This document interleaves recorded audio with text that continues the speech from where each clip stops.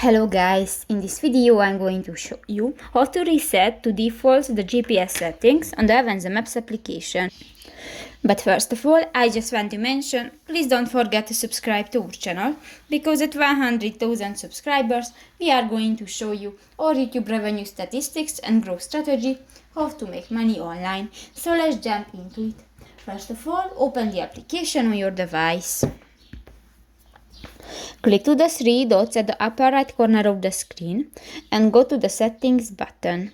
In the Settings section, you can find the GPS settings under the Manage Symbol Sets. Click that and here go to the last section, the GPS track settings, and you can find the last option, the Reset to Defaults. And if you want to reset the setting, just click that and click to the OK button and done. So that's pretty much it for this video, guys. See you in the next one. Bye bye.